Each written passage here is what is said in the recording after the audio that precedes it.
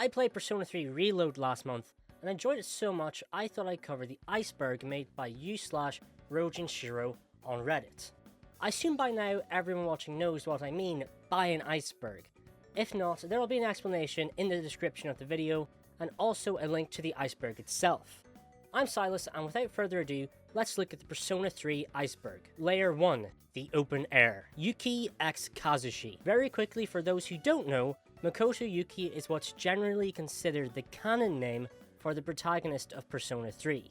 This entry into the iceberg seems to refer to a ship between Yuki and Kazushi Miyamoto, your fellow track team member and Chariot Arcana social link. I couldn't find much love for the ship or anything remarkable about it, but you know, I'm sure there's always at least one weirdo out there. Persona 2 is a video game inside a video game. In Persona 3's English localization, you play an MMO called Innocent Sin Online, a reference to Persona 2 Innocent Sin. This has led to some speculation that the events of Persona 2 are just the story of a video game that was made in the Persona universe. Whilst it is a trippy thought, it holds very little weight, as it just boils down to a fun reference made by the English localization team back in the day. But here's a fun fact if you want it. In the original Japanese version of Persona 3, the MMO is named after the first Shin Megami Tensei game, so I imagine if the writers did want the events of Persona 2 to canonically be a video game, they would have at least kept it consistent across languages. Although it would provide a nifty explanation as to why Atlus never really acknowledges Persona 2. Track Team is canon. This is basically just saying that the version of events where the protagonist chooses to join the track team is the canon version of events in the Persona timeline. There are some points in its favour, like how Kazushi is wearing a track team outfit when you're first approached about the clubs, but I really just disagree with this statement, as I believe these aspects of Persona continuity is down to the individual player's experience. So the question would be if it's canon to your own Persona timeline. Headcanons can hold a lot of weight when it comes to Persona, so it's really just down to what version of events you like the best. Messiah is the ultimate Persona. Makoto Yuki's ultimate Persona is Messiah, which can be fused by combining his base Persona, Orpheus, with any of the ultimate Personas of each social link, such as Thanatos, Satan, Alice, etc. Messiah is just one strong gentleman and has some crazy stats, which is insane if you're someone who actually looks at the stats of your Persona, because God knows I do not. Layer 2. The Tip. Bebe is a weeb. Bebe is a social link with the Temperance Arcana. He is a transfer student from France who is interested in Japanese culture and traditions. I don't think Bebe could be classed as a weeaboo, since he doesn't have any of the obnoxious fanaticism over anime-adjacent Japanese culture that make weeaboos so infamous. He just appreciates Japanese culture and strives to learn more about it, and honestly just conducts himself with far more respect than my perception of a weeaboo can muster. It's fucking weird that he's French though. The horror.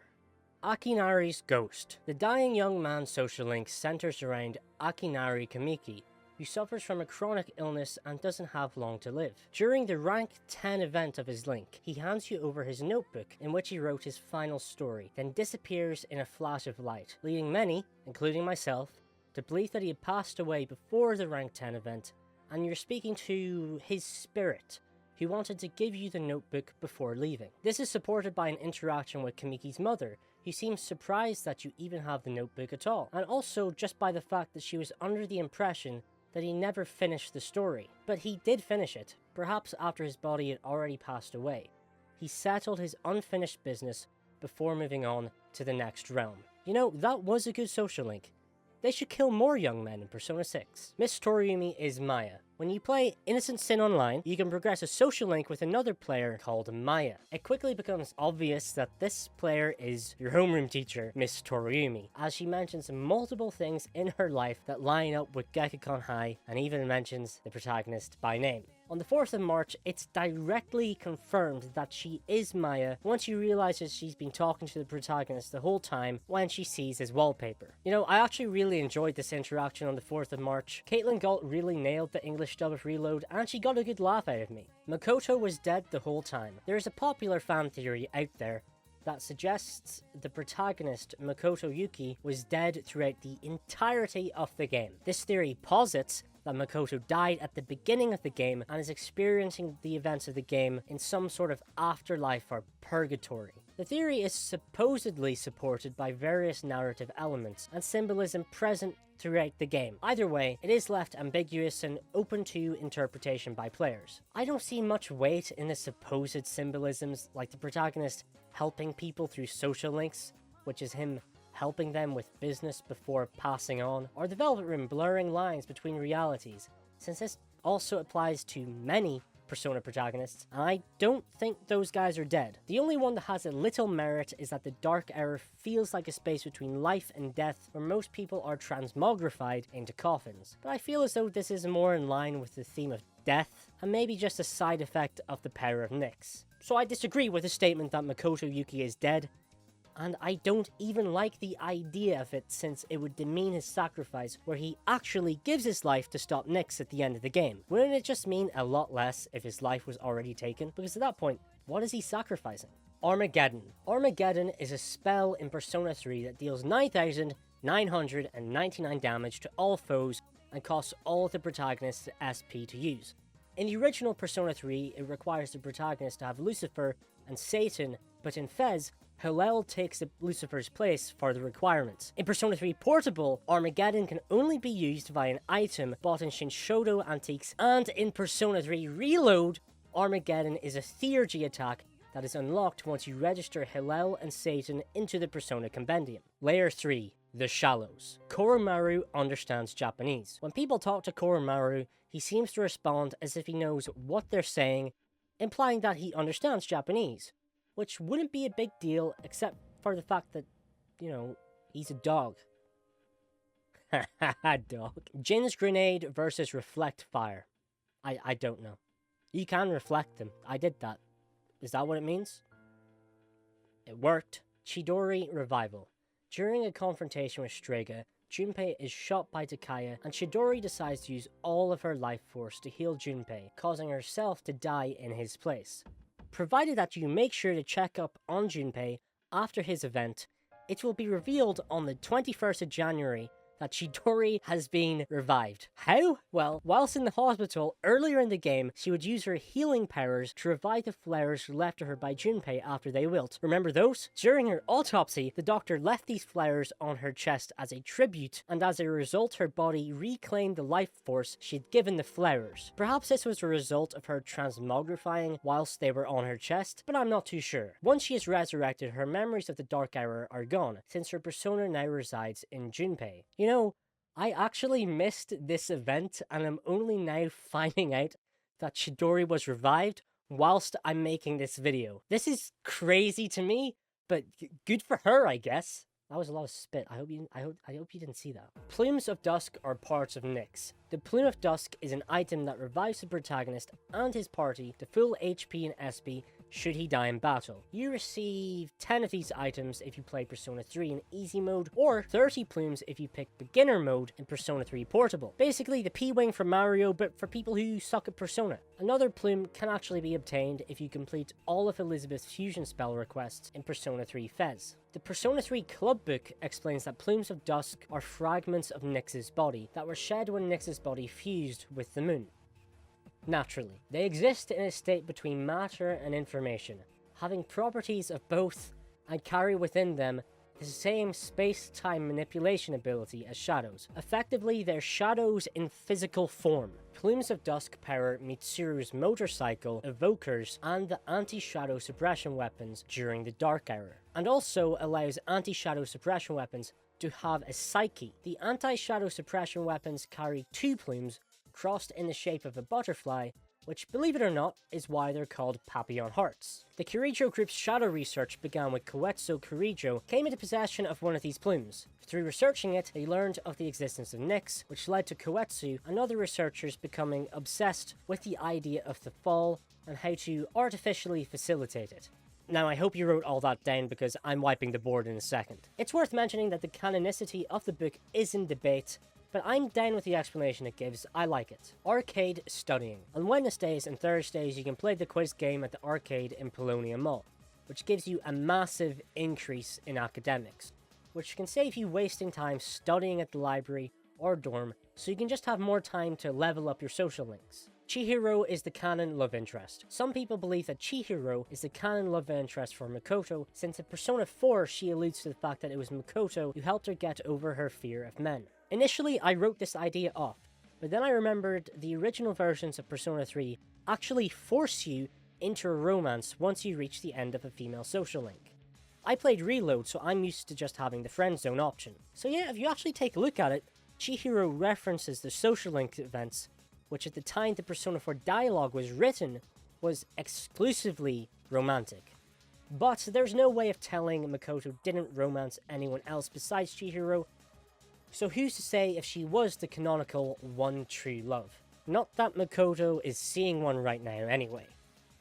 Layer 4. The Depths. Pharos clothing. Pharos is the manifestation of the death arcana that was sealed inside the protagonist when he was a child. During the Dark Hour, Pharos can appear to the protag and speak with him and sometimes just share a joint and be a chill-ass viber. He wears an old-fashioned prisoner's garb, which is likely symbolic of the fact that he's imprisoned within the soul of the protagonist. But I've never been imprisoned within someone's soul, so I can't actually comment on what clothes you're given to wear in that scenario. There's also some theories that Pharos is somehow connected to Joker, since he wears a similar outfit in the Velvet Room, but I don't see this as likely, but fan theory away if you want. Shadows come from the moon. Whilst I didn't see anything that implies that shadows literally come from the moon, I was able to find info that suggests that shadows are either children of Nyx or fragments of Nyx's consciousness that reside within every person, which is, close enough. I believe it's a combination of the two. Nyx's soul resides in all humans since death is a part of us all, memento mori and all that. And the shadows we see are those which escape their human psyche. So Nyx is indeed the mother of the shadows, and Nyx is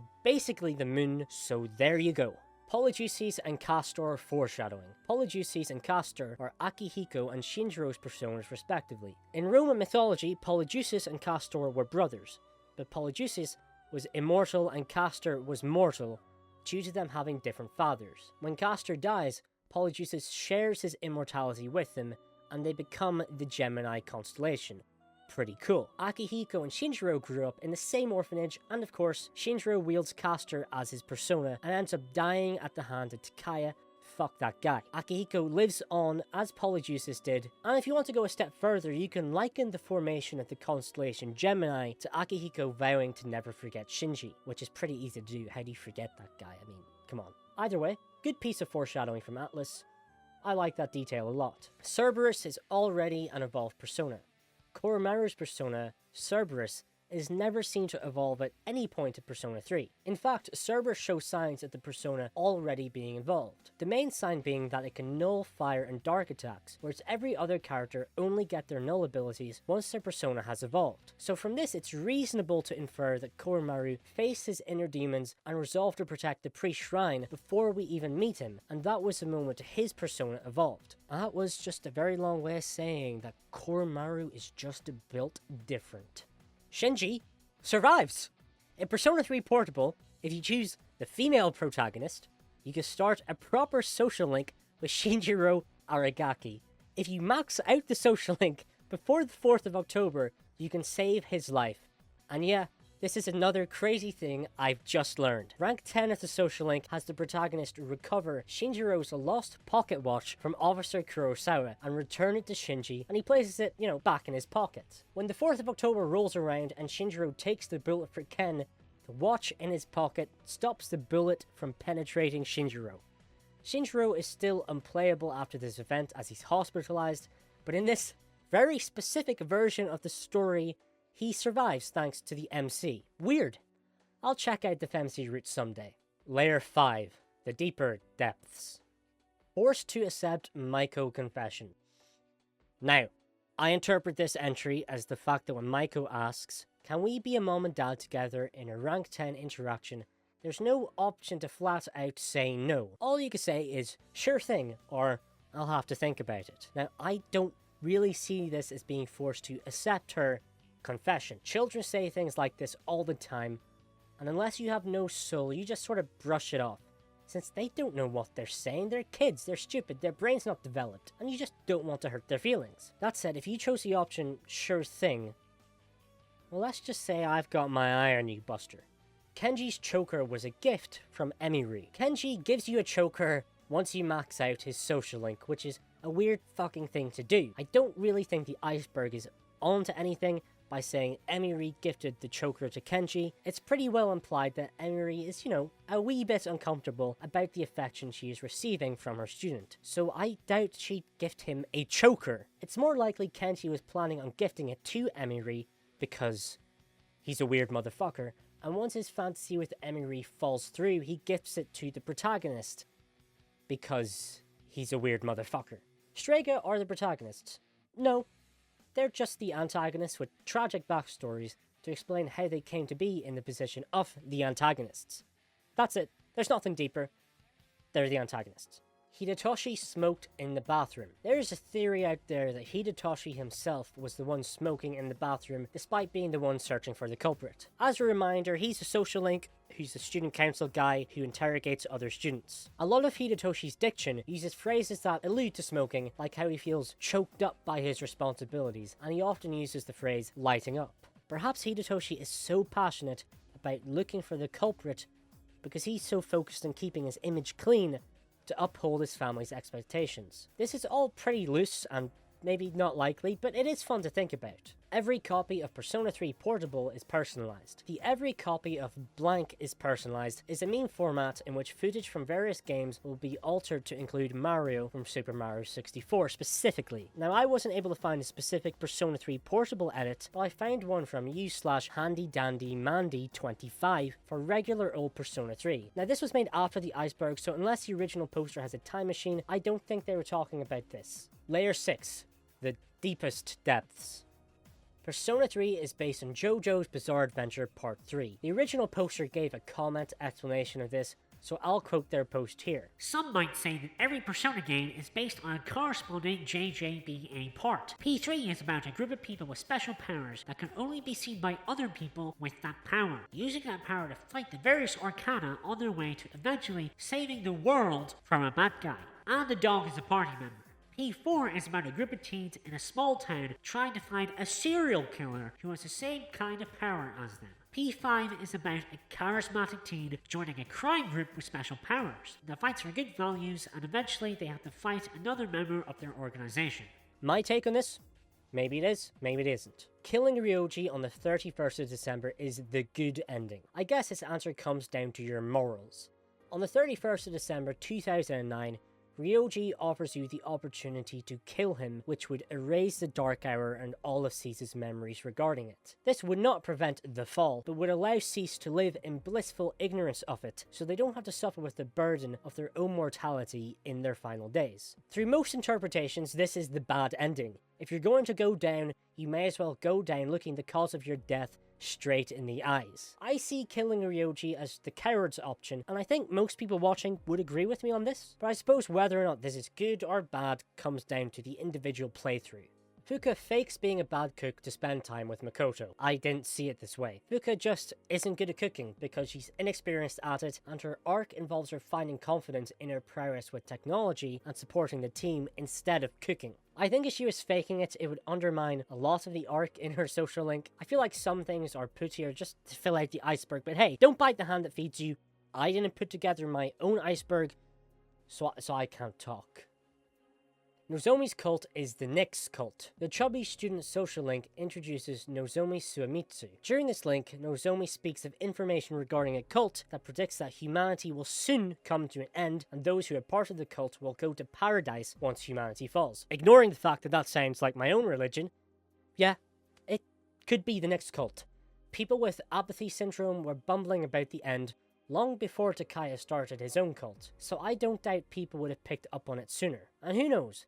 Maybe Takaya started the cult a good while before he had Jin make it go viral, so there's a good possibility that this is the case. Nyx Arcana 14 to 20. I originally wasn't sure what this meant, but thankfully u/mightiest hacker responded to my comment asking about its meaning. Essentially, it's referring to Arcanas 14 to 20 that Nyx did not use during the boss battle. Seemingly, Nyx only has access to 13 Arcana, and yeah, I can't blame the devs because I would not want to code and come up with 20 different lessons for each phase. That would be tedious for the developers and also the player. But who knows, maybe there's just another being out there wielding the other 7 Arcana.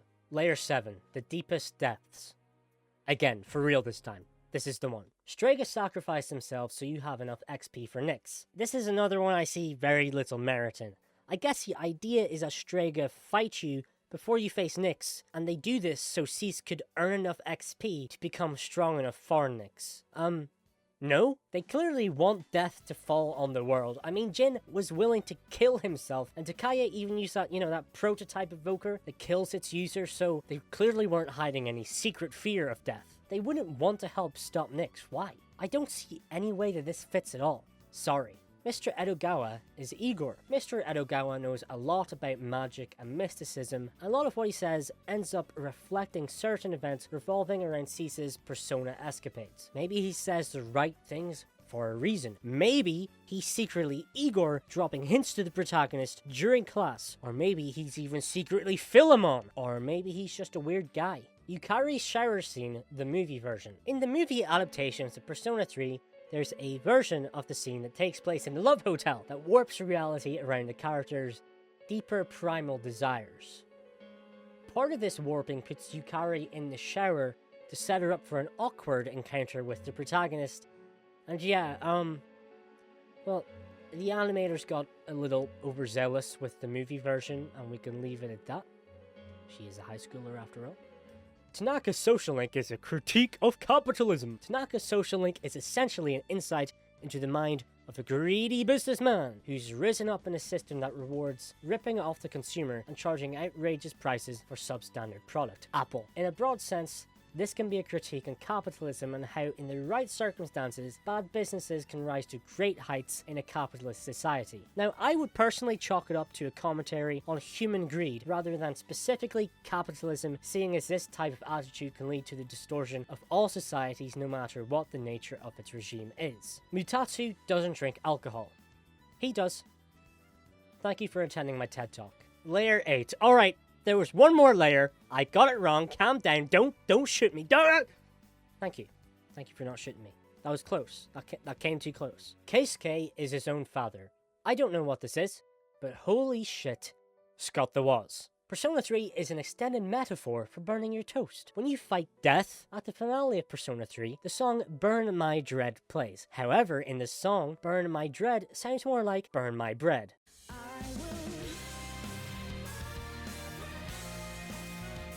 I imagine this is simply to do with English, and perhaps Japanese speakers have trouble with the dress sound, and bruh is the best the vocalist could do.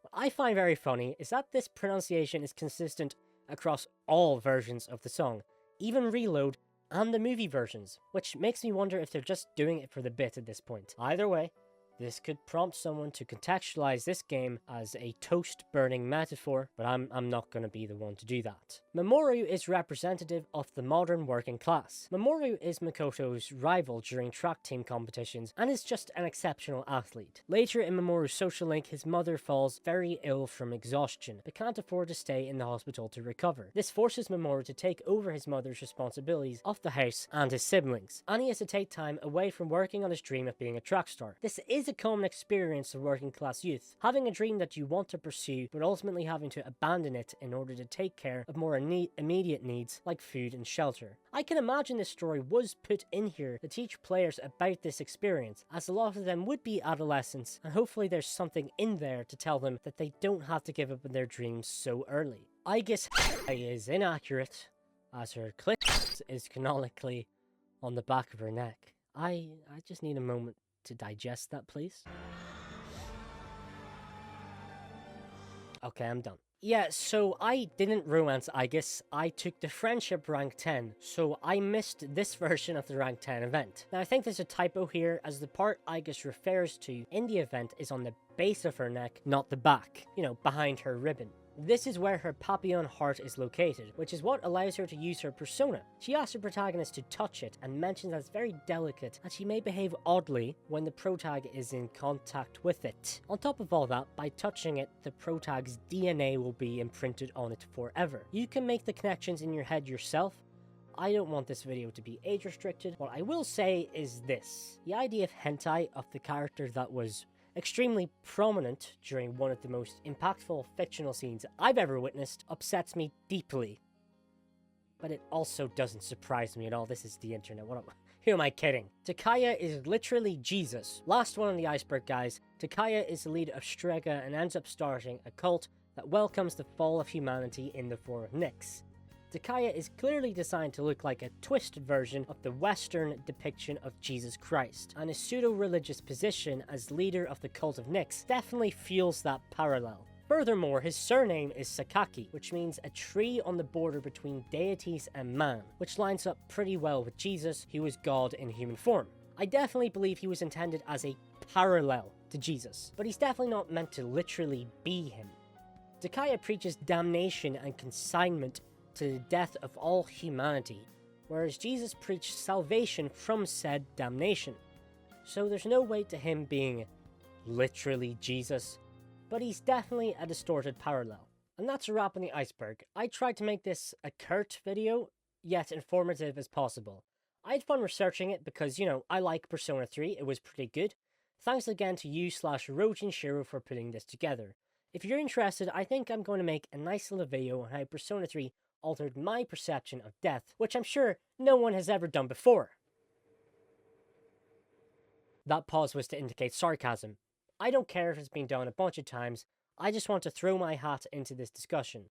It should be up by the end of April if you want to see it. My name is Silas, thanks for watching, and I'm going to leave you with this section of Full Moon Full Life because I feel like no one has talked about the full version of that song and how good it is, so I'll leave you with this. Bye!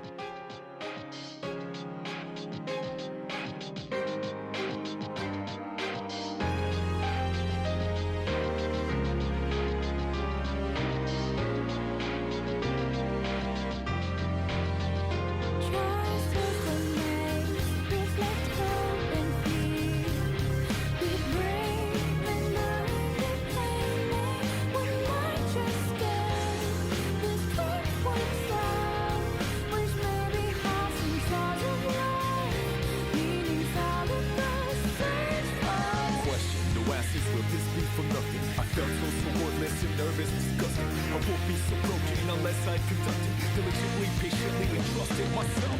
Nothing was given to me, so gonna go earn it. Every pain needs another motivation, I burn it. Reputation doesn't stop death, but it stops life. Accept an open mind for life.